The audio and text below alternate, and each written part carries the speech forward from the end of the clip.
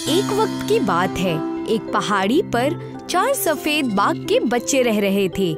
ये चारों अभी बहुत छोटे थे। आज रिंकू अपने पापा मोहन के साथ पहाड़ों पर घूमने गया था।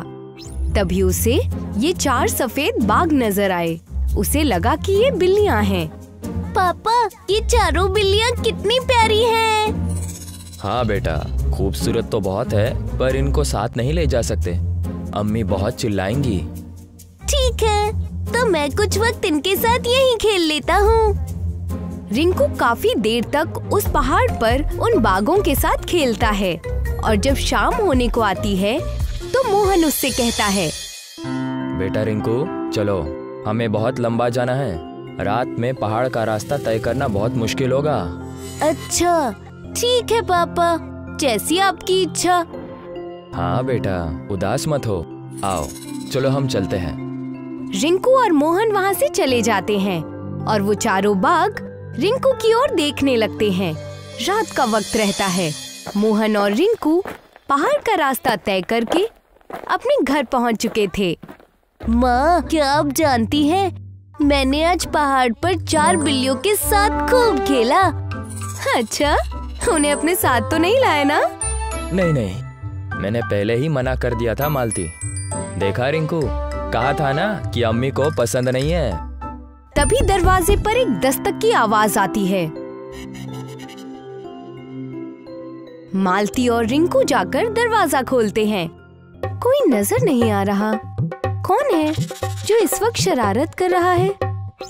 माँ, ये देखिए नीचे, ये कर रहे हैं शरारत।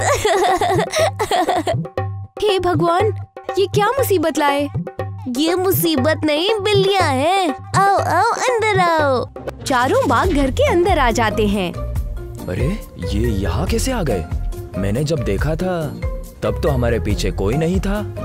ये हमारा पीछा करते करते आ गए होंगे। माँ, मुझे ये बहुत पसंद है, तो क्या मैं इन्हें अपने घर में रख लूँ माँ? रिंकू की अम्मी, रख लो ना इन्हें। बच्चा कितनी मोहब्बत से और दिलचस्पी से कह रहा है। अच्छा, ठीक है, रख लो। लेकिन इनकी देखभाल, नहलाना धुलाना, ये सब तुम दोनों को ही करना पड़ेगा। अभी बता दे रही हूँ मैं।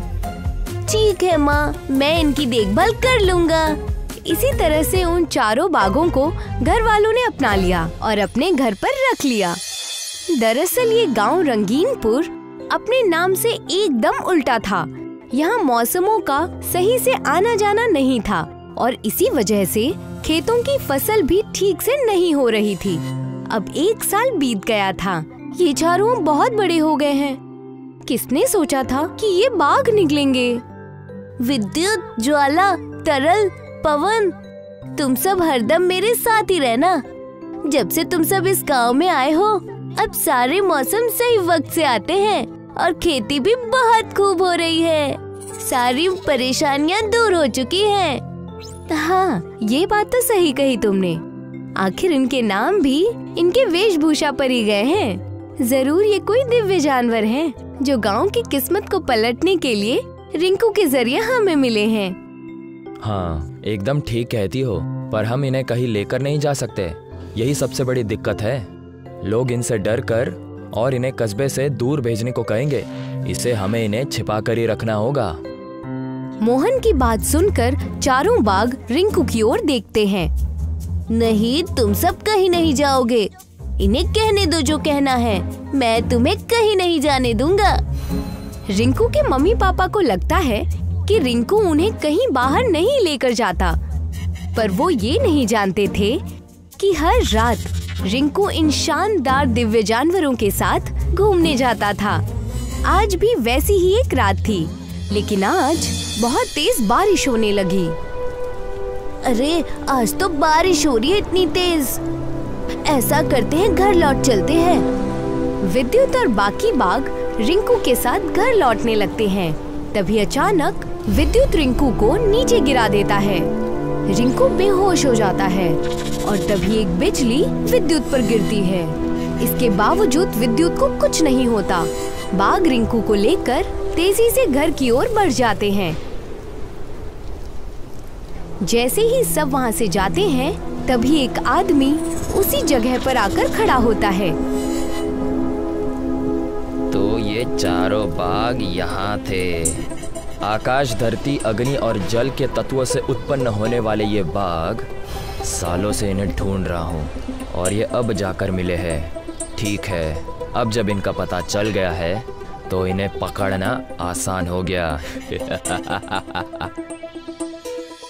अगले दिन रिंकू अपने घर पर आराम कर रहा था। वो धीरे धीरे होश में आता है।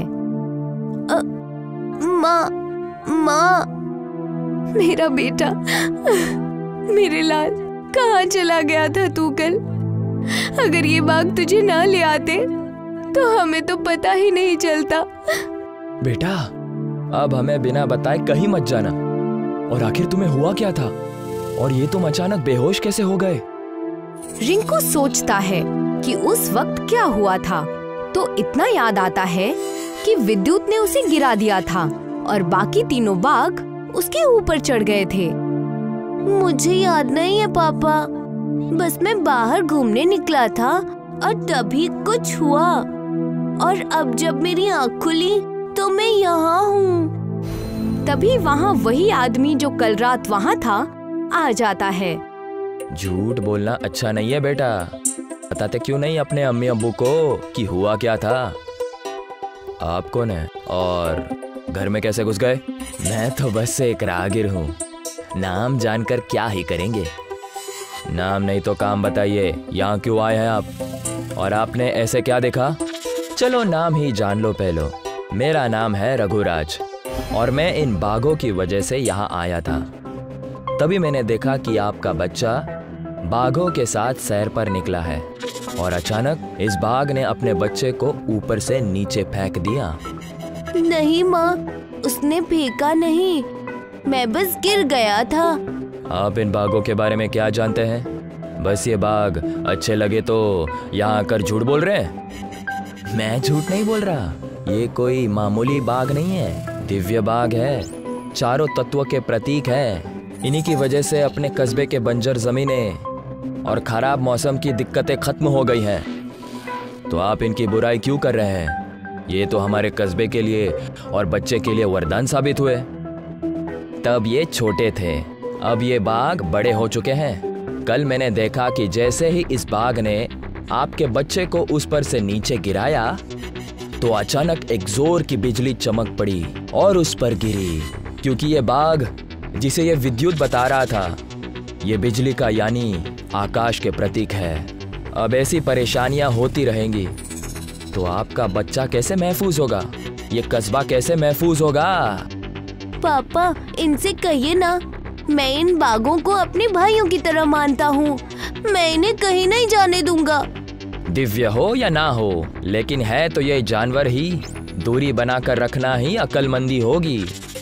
नहीं, मैंने इन्हें पाला है अपने बच्चों की तरह, मैं इन्हें नहीं जाने दूंगी। तुम दोनों की बातें ठीक है, पर लेकिन हम कस्बे के लोगों को खतरे में नहीं डाल सकते। या तो हमें इस कस्बे को छोड़कर पहाड़ों में रहना होगा। तुम सबको रिंकू के लिए उससे दूर जाना होगा। तुम सब समझ रहे हो ना? विद्युत, ज्वाला, पवन, तरल, मैं तुम लोगों को दूर नहीं करना चाहती। रिंकू तुमसे मिलने आता रहेगा और रघुराज भी तुम सबका ध्यान रखेंगे।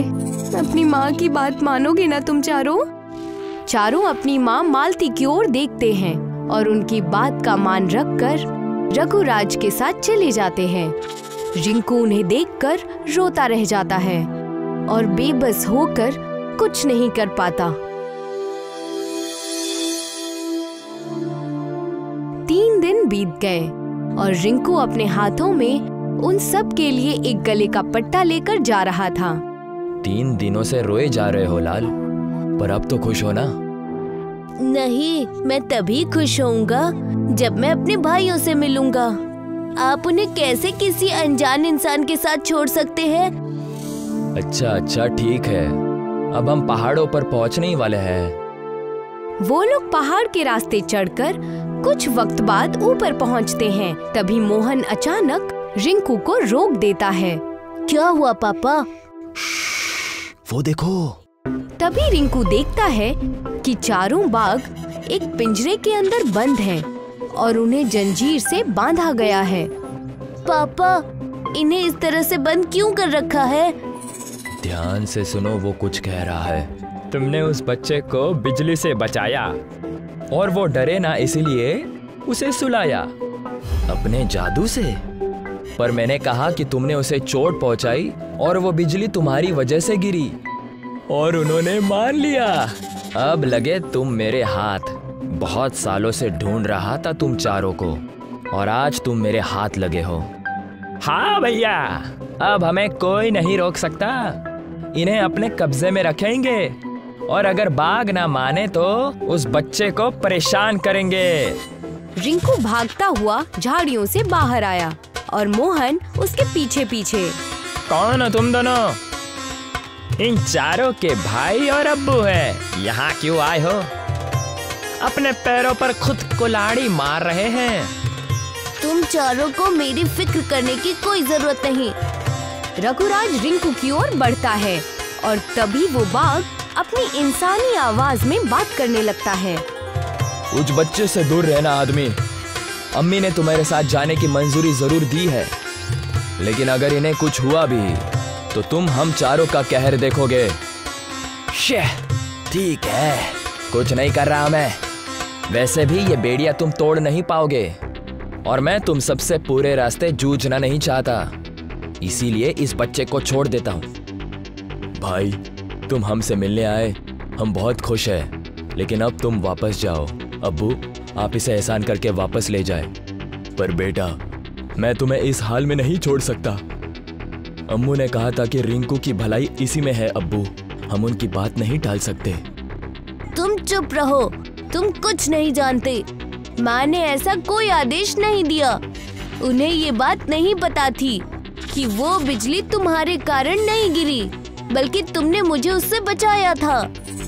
हाँ, अब घर लौट चलो बच्चों। भैया, ये तो ऐसे बात कर रहे हैं जैसे हम यहाँ नहीं हैं। चलो अर्जुन, ये बाघ हमारी बात नहीं मानेंगे और ये बेड़ियां तोड़ना आसान काम नहीं है। उस पिंजरे में एक विस्फोट होता है।